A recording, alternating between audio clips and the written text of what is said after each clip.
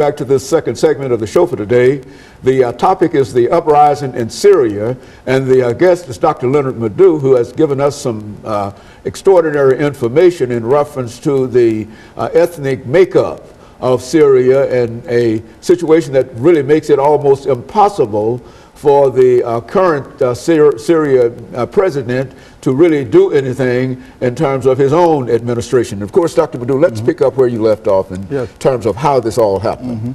Before we went on break, I mentioned, General Mustafa Atlas and Abdul Halim Haddam, two strong Sunni politicians. Hafez Assad was able to co-opt, the Sunni political and military class, to support his regime, and that's why he lasted so long. He was very skillful in manipulating these situations, knowing that he came from a minority sect called the Alawites, who are regarded as a heretic part of Islam. He couldn't win any popular election with majority of the Sunnis, 74% of the population. So what else to do is to impose a dictatorship. Now, the Ba'ath Party was ruling, still rules Syria. It was ruling Iraq when Saddam was there. And mind you that the Ba'ath Party is what you call it's an Arab socialist party. That Ba'ath Party was formed by a Christian, a Syrian Christian called Michel Aflaq. When Saddam was overthrown, there was no more, Ba'ath Party leadership. In Iraq, it's still in Syria up to today. That was one of the problems between Saddam Hussein and President Assad, when he was in power, who controls the Ba'ath Party. Yeah, both of them said, oh, Damascus, that's where it is. Saddam said, no, it's in Baghdad. So he continued to create a very big problem. And one can see that even during the Iran-Iraq war, Syria is an Arab country next door to Iraq. But Hafez Assad supported Iran throughout that war. A, because of his loathing of Saddam, and two, because the Alawites are related to the Shiites who run Iran. Okay? You can also see the connection between Hezbollah in Lebanon and Iraq and Syria. Hezbollah is a Shiite organization.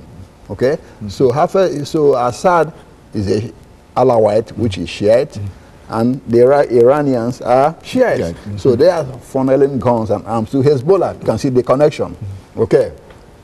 Having said that, why is all this happening now? One can say, oh, it was spontaneous. It's not spontaneous. Now let's go back, fast forward. In 1982, a group of Sunni fundamentalist, Muslims rose up in rebellion against President Assad in the city of Hama. Assad sent in, his soldiers led by his brother, Rifat al-Assad, General Rifat al-Assad, to go in and take care of the business. Rifat al-Assad went in there and slaughtered over 10,000 people in Hama, flattened the whole city. Up to today, it's used as an example of man's inhumanity to man. Syria also claims that Lebanon belongs to it. Syria is the only country in the world that doesn't recognize Lebanon as a country. Okay, and Hafez Assad, the father of the current president, has been linked to a whole lot of assassinations in Lebanon because they oppose his policies. So Syria has been seen as a terrorist state for long. Hafez Assad was, held responsible for the assassination of Kamal Jumblat.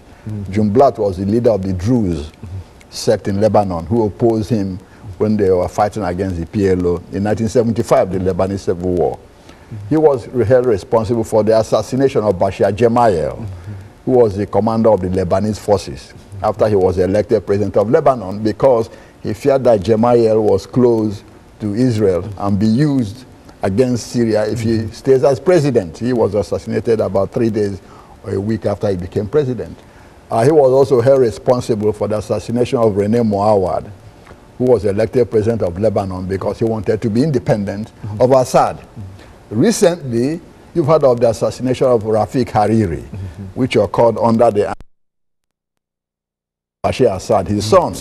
Yeah, Hariri, as you know, is a billionaire, Lebanese prime minister, who was opposed to Syria's hegemony in Lebanon.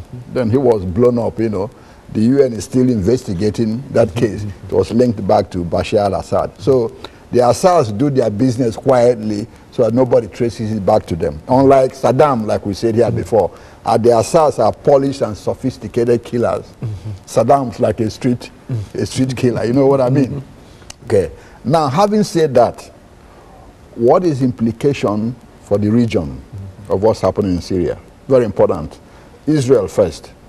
In 1967, during the Six-Day War, the Israeli forces captured the Golan Heights. Golan Heights belongs to Syria, and the biggest city in the Golan Heights is called Kenitra. Israel took it over and refused to give it back to Syria up to today. The Syrians want the Golan Heights back with Kenitra. Israel says no, unless we have a comprehensive peace with you, like we had with Egypt. Syria says no, when you return it, then we'll start talking. Now in 1981, Israel annexed the Golan Heights as part of Israel. Now, what is the implications? To the Israelis, they would probably rather have the Assads in power because of what they know. They know that Assad is not going to allow terrorists or, people against Israel or the Palestinians to launch attacks from Syria on Israeli territory. That has been so. Hafez Assad maintained that stability on the border with Israel. Bashar Assad is still continuing with that policy. So in a way, Israel might be, hoping he stays in power. Very good. Exactly, because of what they know. They are not sure if somebody comes in, you have a fundamentalist Islamic government like they're trying to do in Egypt now. That will be a threat to Israel. So that's very important. Now, Jordan doesn't have any problem with Syria.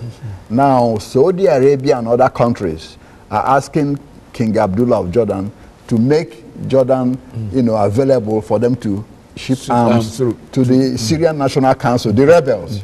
Now, King Abdullah doesn't want to get involved in that because he knows that Assad might start helping the Palestinians. Don't forget that half or three-quarters of Jordan is Palestinian. Assad might still helping them to start rebelling against King Abdullah. They've done that before in the 1970s. That's how Black September came about. The Palestinians wanted to take the whole of Jordan for themselves because they believe Jordan is supposed to be a Palestinian country. Okay, so, well, Dr. LMadu2, let's stop. This is just extraordinary, but we're going to have to stop for the second commercial break, after which time we'll have 10 minutes to continue this. But it seems that all of this intrigue makes it almost impossible, and especially when you talk about the relationship between Israel and Syria and why it might be to its advantage for something to continue. And of course, we'll be back with our audience following this very, very short commercial break.